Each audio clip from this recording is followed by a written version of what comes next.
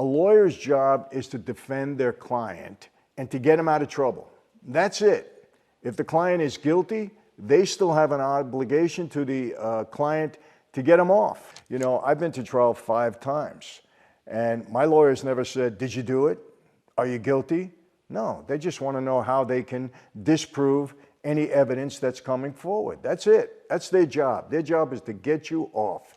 And that's the bedrock of our system. Otherwise, what do we need attorneys for? If they're going to judge your innocence or guilt and they're not going to fight for you, what do you need them for?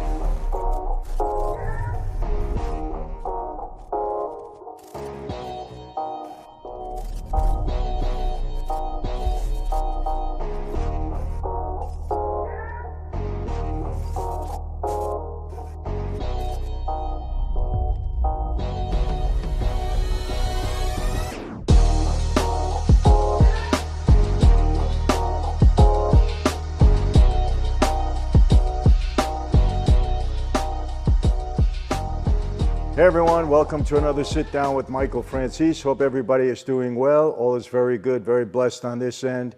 As always, I give God all the praise, honor, glory, and thanksgiving for that. Before we get into anything today, I want to thank everybody for having a toast with me in honor of my grandson, Jet Michael, the new one coming to my son, Michael Jr. Very excited about that. He will be the first grandson that is going to carry my name forward. Because right now it's all my daughters that have had kids. None of my sons have them yet. I only have 2 sons.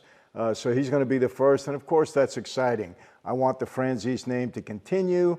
I would have preferred Michael Jet, but you know, Jet Michael is cool too. So I'm very excited about that. And thank you all for joining in with me. Really appreciate it. Some of you had a drink. I had a bottle of wine, a glass of my wine, Franzese wine. Some of you toasted with coffee, with juice, with water, whatever you had in front of you. But thank you for joining me. The comments and the messages were so good, so complimentary. Thank you so much, and I really appreciate that. Before I get into tonight's subject, mob lawyers, I want to talk about Andrew Tate. Recent update, he was denied bail again. So now he's going to be in until the end of March. People, I don't care what anybody says, the man has not been charged yet. Not him, not Tristan, not the 2 ladies that were arrested with him, who, by the way, were let out for a week, and then on appeal, they were put back into prison. They have not, into jail, I should say. They have not yet been charged with anything other than, you know, conversation and talk, and allegedly what they're showing the judge, that there is probable cause to hold them.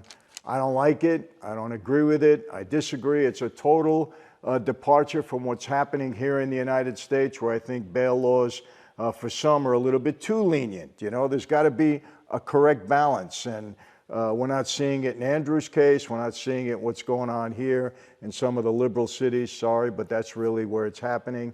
And I'm hopeful that we hear something soon. Look, I don't know what the charges are. Nobody knows what the charges are. We know what the allegations are. We know what the talk is. We know people on social media saying this and that and everything else, but I have no idea. If he's charged with something and the evidence is there and it's proven, you know, to be true, hey, chips fall where they may.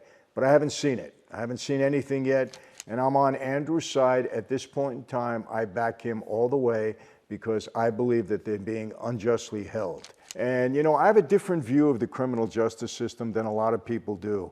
Our system here in the United States is innocent until proven guilty, of course, but I think this is something good to talk about, because we're going to be talking about, you know, allegedly the 5 or 6 best mob lawyers. A lawyer's job is to defend their client and to get him out of trouble. That's it. If the client is guilty, they still have an obligation to the client to get them off. That's what our criminal justice system is built upon. The prosecution must prove a person's guilt beyond a reasonable doubt. And if they don't prove that, then that person must go free. That is the bedrock of our criminal justice system. I'll give you an example. O.J. Simpson, going way, way, way back. Do I believe O.J. committed that murder? I do. You know, I really do. And this is based not only, I lived in the area with O.J., my wife knew O.J.'s wife, my kids danced with O.J.'s kids.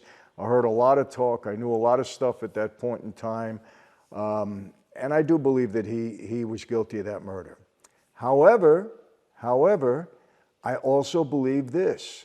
If the prosecution did not prove their case beyond a reasonable doubt, then that person must go free. That's the obligation of the government. And if we don't hold them to that, we're in a lot of trouble, because then they'll just put everybody away. Whoever they want to put away, they'll put them away. We can't have that. And let me tell you something. People that get freed of a crime that they're guilty of, they're going to mess up again. OJ did, several years in prison. You wouldn't want his life after all of this happened. Believe me, you suffer either in this life or the next. And I believe that most of the time, guilty people are convicted of their crimes. I think the prosecution, I should say, I believe the conviction rate in federal court is something like 96 or 97%. People don't get away with criminal activity most of the time. So those that are guilty, they get proven guilty. And unfortunately, and we did a video on this, a lot of people that are innocent are found guilty also, but most of the time there's misconduct involved. Law enforcement misconduct, prosecutorial misconduct. The police and the authorities are pretty good in their investigations, and when they have a guilty party, they normally put the evidence there and that person is proven to be guilty. But a lawyer's job is to get their client off. That's it. They're not concerned with innocent or guilt or whatever. As a matter of fact, my lawyers, I've been to trial 5 times, and my lawyers never said, "Did you do it? Are you guilty?" No, they just want to know how they can disprove any evidence that's coming forward. That's it. That's their job. Their job is to get you off. And that's the bedrock of our system. Otherwise, what do we need attorneys for? If they're going to judge your innocence or guilt and they're not going to fight for you, what do you need them for? That's a system that safeguards all of us. I know it's hard for people to understand, but that's how it should be. So today, very interesting, we're going to talk about the 5 or 6 top mob lawyers. Unfortunately or fortunately, I know all of them.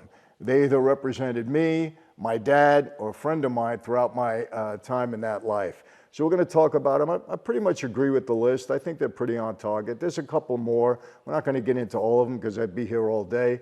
But let's start with the list. And we're going to go from, I think number 5 or 6 down.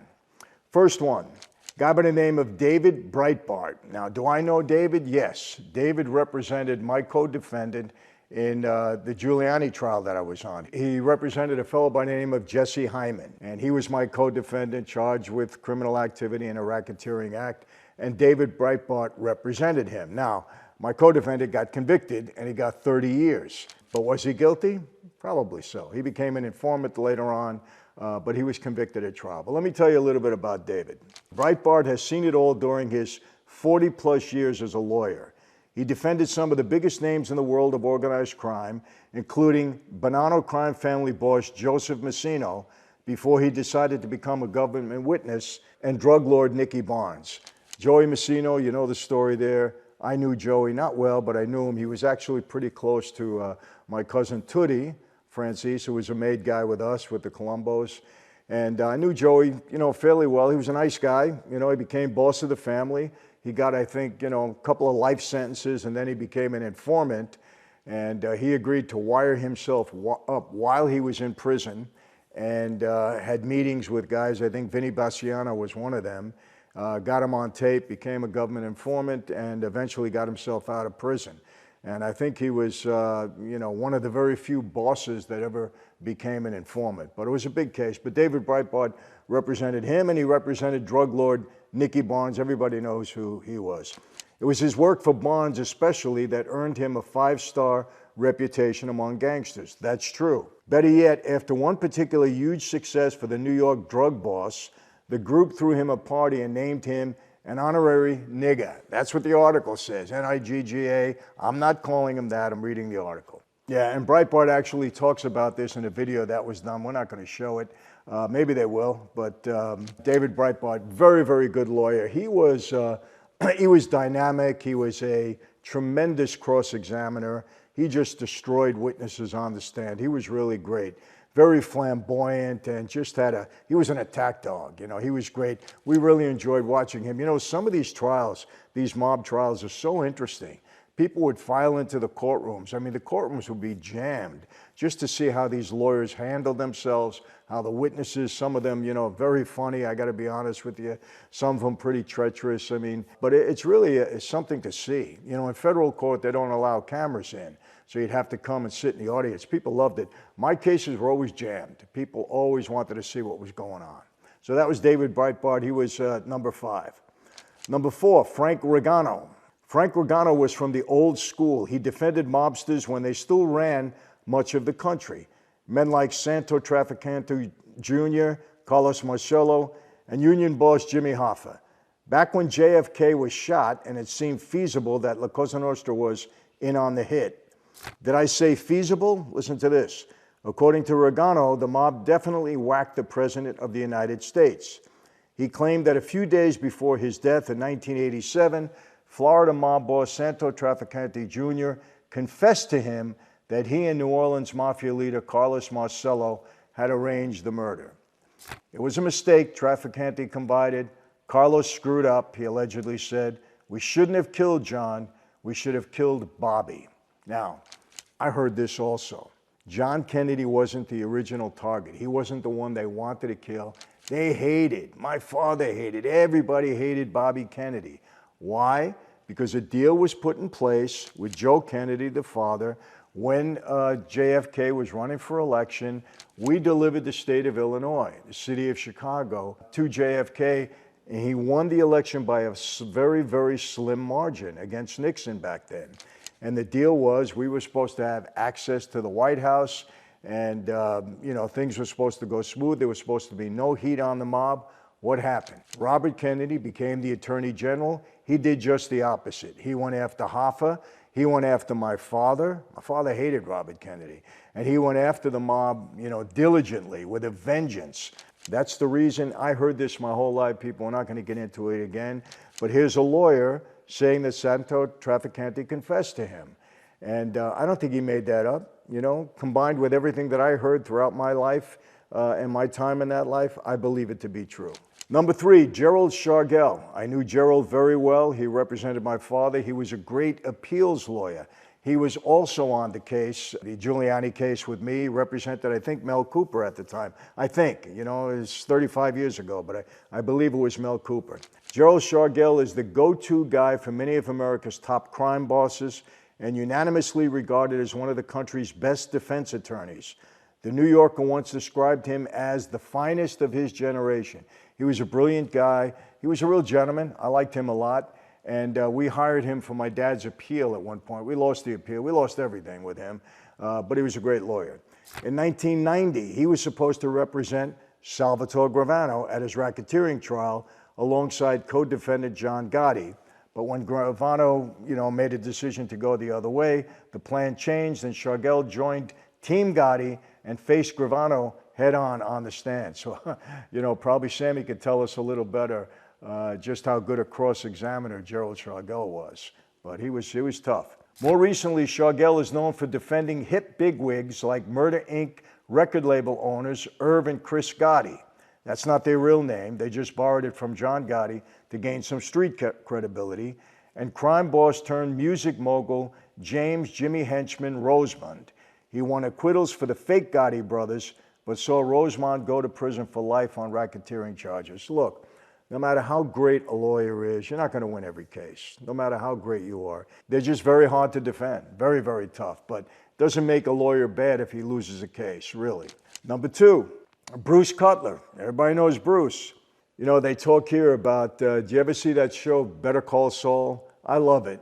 Saul is a great character, but it came out of Breaking Bad. He was the lawyer in Breaking Bad. He did a great job. Then it was a spin-off, Better Call Saul. So they say here that Saul is known for his charm and charisma in the courtroom, but even he would be blown away by the whirlwind that is Bruce Cutler. There's nothing Cutler can't or won't do to defend his clients. And you know what?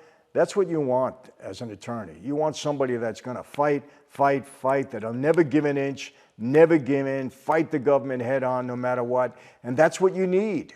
These cases are tough to defend. You need a lawyer that's really going to fight for you. He's best known for standing tall next to and in front of infamous Gambino crime family mob boss John Gotti Sr.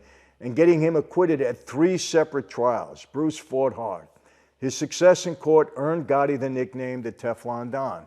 And Bruce actually represented one of my co-defendants on my case. And he also shared an office with my attorney, John Jacobs at the time. So I knew Bruce very well. And he was a fighter. Great guy, great lawyer, good fighter. Gotti was eventually convicted at a 4th trial from which Cutler was thrown off.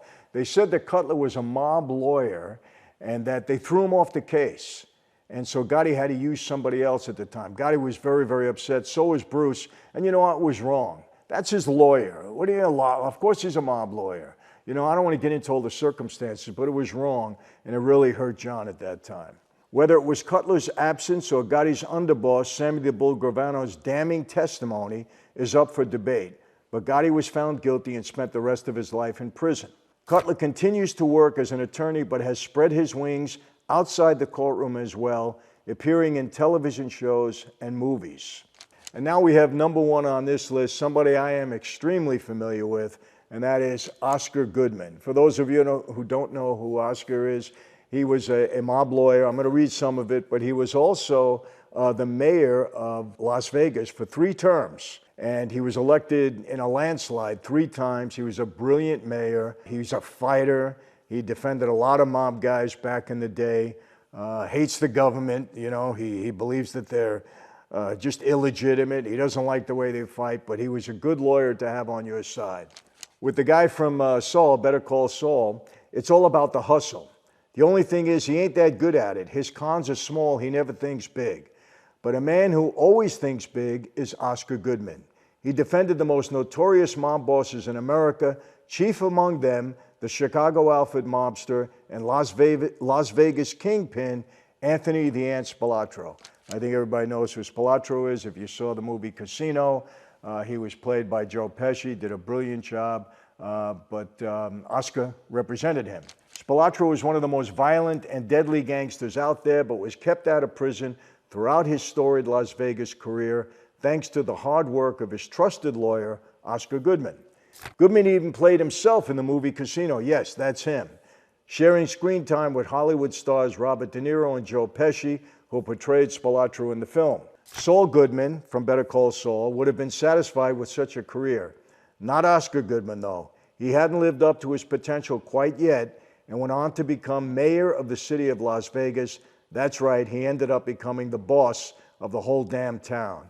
And he was a great guy. I love Oscar. He's still around. And, you know, after he became mayor and he was termed out, he only had 3 terms, his wife then became the mayor, and she's still the mayor of Las Vegas. So they've ruled that city for, you know, must be about 18 years now.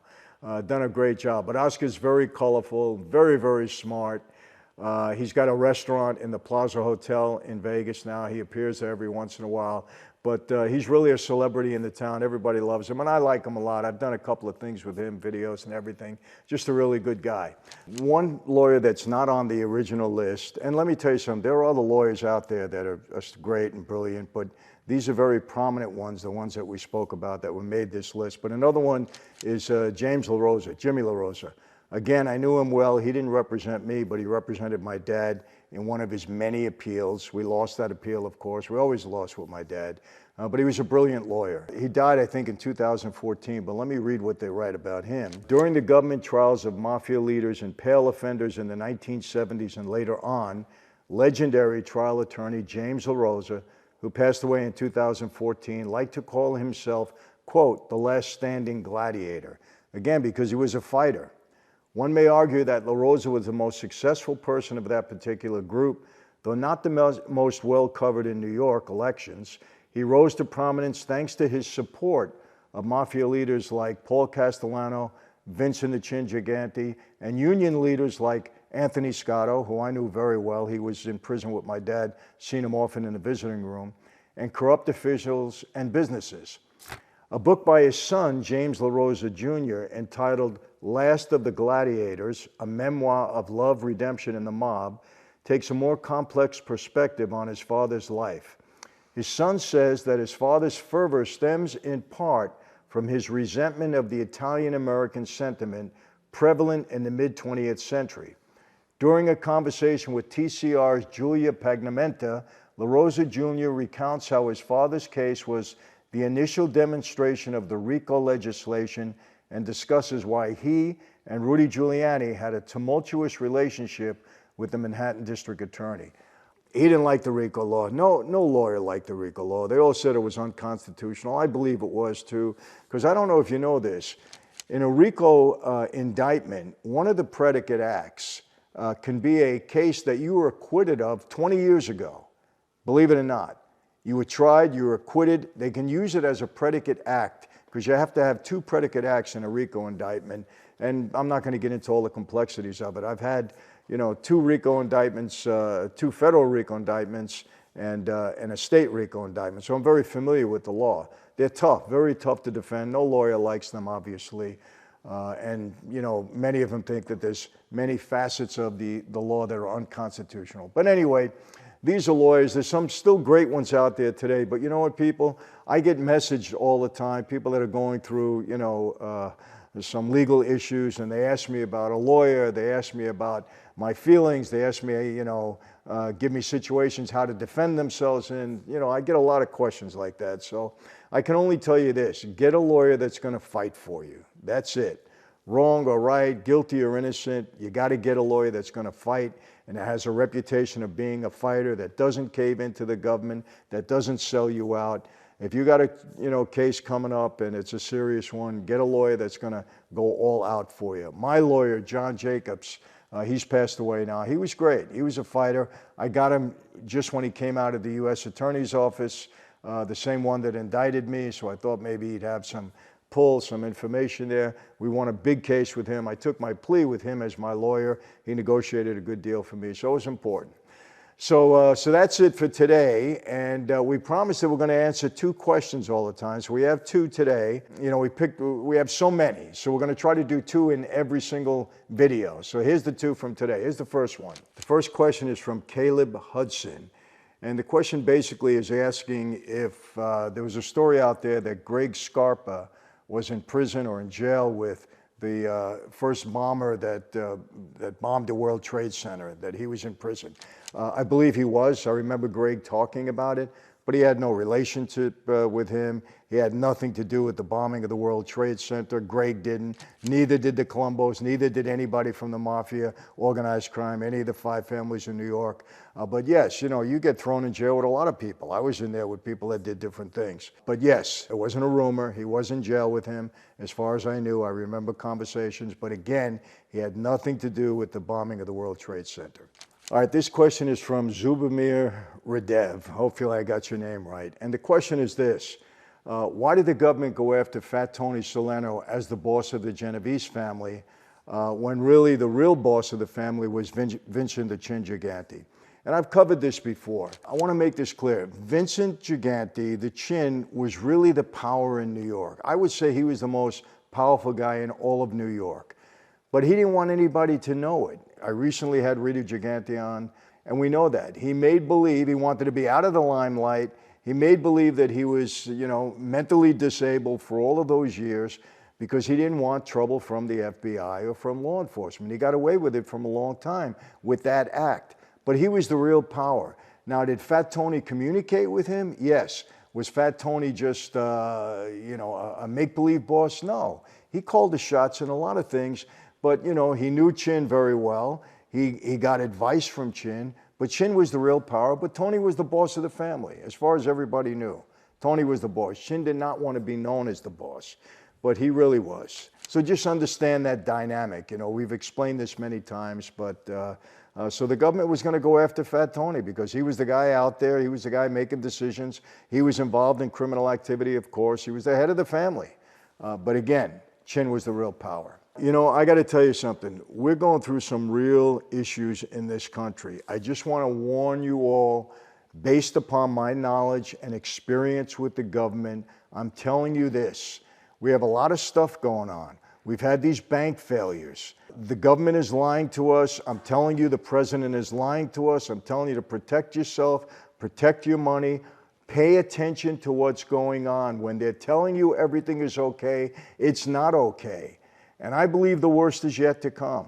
I really believe that. So I don't want to get into it. Maybe we'll do it in another video. You're hearing it all over the news, so I don't want to get into it that deeply. But I'm telling you this, don't believe every word that they're telling you. They lie. Protect your money, protect your assets, protect your family. Trust me on that. That's it for today, my friends. How do I always leave you? Same way. Be safe. Be healthy. God bless every one of you because, man, we need God blessings more than ever in my lifetime. And yes, I'll see you next time.